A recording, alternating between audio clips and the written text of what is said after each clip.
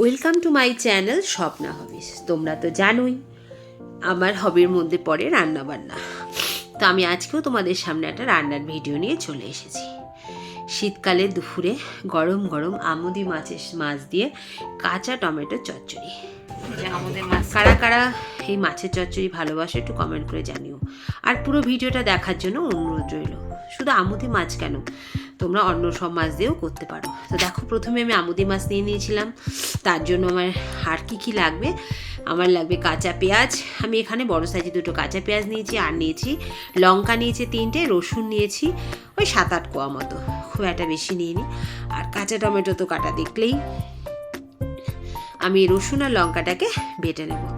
আর এই যে কাঁচা টমেটোটা কেটে নিয়েছি। এই যে তেল গরম কড়াইতে তেল চাপিয়ে দিয়েছি, দিয়ে এবার আমি মাছগুলো ভেজে নিয়েছি। তো তোমরা শুধু আমুদে মাছ কেন, তোমরা এই খলসে মাছ দিয়ে করতে পারো, পুঁটি মাছ দিয়ে করতে পারো, ছোটো ছোটো মরুলা মাছ দিয়েও করতে পারো। এই যে আমি তেল দিয়ে নিলাম, তেলটা আর এই যে আর দেবো আমি জিরের গুঁড়ো, আর এই যে রসুন লঙ্কাটা বেটে নিয়েছি, নুন আর হলুদ।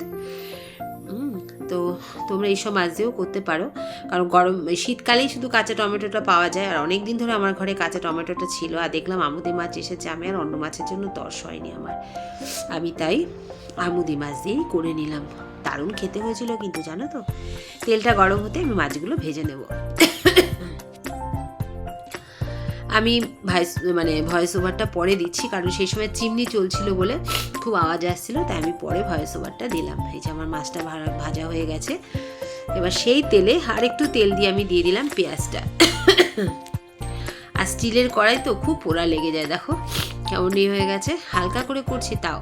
যে আমি পেঁয়াজটা ভাজার জন্য তার মধ্যে দিয়ে দিয়েছিলাম একটু নুন, দিয়ে পেঁয়াজটা বেশ নরম হয়েছে। এবার দিয়ে দিলাম কাঁচা টমেটোটা।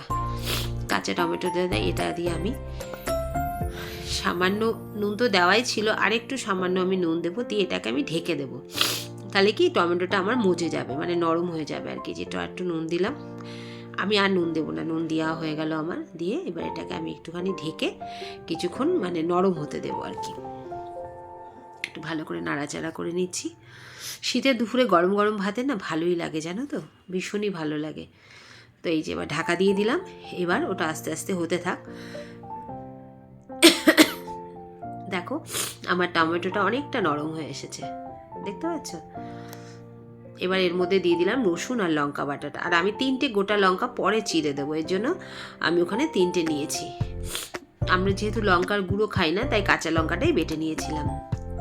দিলাম হলুদ গুঁড়ো, মানে যা যা ঘরোয়া মশলা তাই দিয়ে দিলাম। এবার দিলাম জিরের গুঁড়ো, আর নুন তো আমি আগেই দিয়ে দিয়েছিলাম। তো এবার এটা সবগুলো মশলা দিয়ে ভালো করে এটাকে কষিয়ে নেব, যতক্ষণ না তেল ছাড়ে।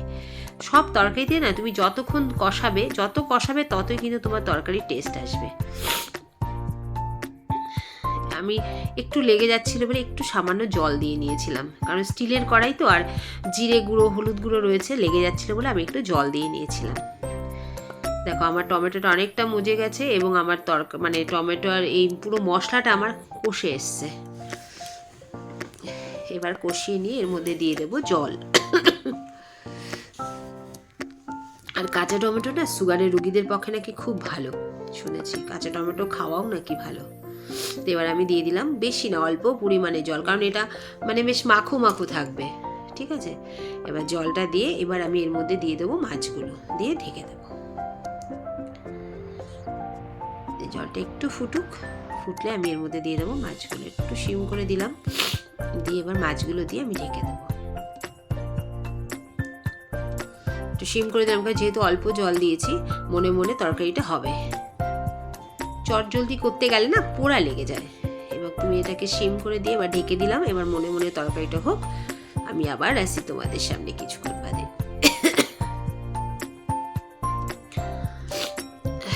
দেখো আমার মাছ রেডি, খুব বেশিক্ষণ লাগে না, খুব অল্প টাইমে আমার রান্নাটা হয়ে গেছে ঝটাপট। আর যদি তোমার বাড়িতে কাঁচা ধনেপাতা থাকে, তুমি ধনেপাতাও দিয়ে দিতে পারো, কিন্তু আমি ধনেপাতা ছিল না তাই আমি দিইনি। আর মাঝখানে আমি কাঁচা লঙ্কা চেরাটাও দিয়ে দিয়েছিলাম, সেই ভিডিওটা আমার করা হয়নি। এ দেখো আমার রেডি কাঁচা টমেটো দিয়ে আমুদি মাছের চচ্চড়ি।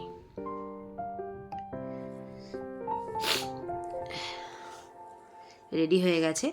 আর তোমরা বাড়িতে কারা কারা কাঁচা টমেটো দিয়ে কী কী রান্না করো, কী কী রেসিপি আমাকে একটু কমেন্ট করে জানিও, তাহলে আমার খুব ভালো লাগবে। নতুন নতুন রান্না শিখতে আমারও ভালো লাগে, নতুন নতুন রান্না করতেও ভালো লাগে এবং তোমাদের মধ্যে শেয়ার করতেও আমার খুব ভালো লাগে। এই দেখো আমার রেডি হয়ে গেছে কাঁচা টমেটো দিয়ে আমুদে মাছের চচ্চড়ি।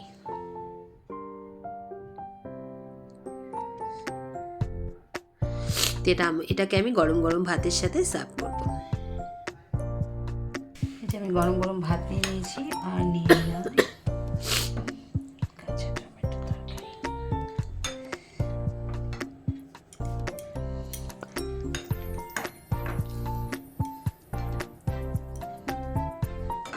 শীতকালের দুপুরে গরম গরম ভাতের সাথে গরম গরম মাছের চচ্চড়ি মানে কাঁচা টমেটো দিয়ে কি যে ভালো লাগে কি বলবো। তোমরা একবার করে দেখো, আমি বলছি অবশ্যই ভালো লাগবে। তোমরা আমুদি মাছ না থাকুক অন্য কোনো মাছ দিয়েই করে দেখো না, ভীষণ ভালো লাগবে। আশা করি তোমাদের ভিডিওটা ভালো লেগেছে। যদি ভালো লেগে থাকে অবশ্যই এটা লাইক করো, কমেন্ট করো এবং পাশে থেকো। সবাই ভালো থেকো, সুস্থ থেকো। দেখা হবে নতুন একটা ভিডিওতে, নতুন একটা জায়গাতে, নতুন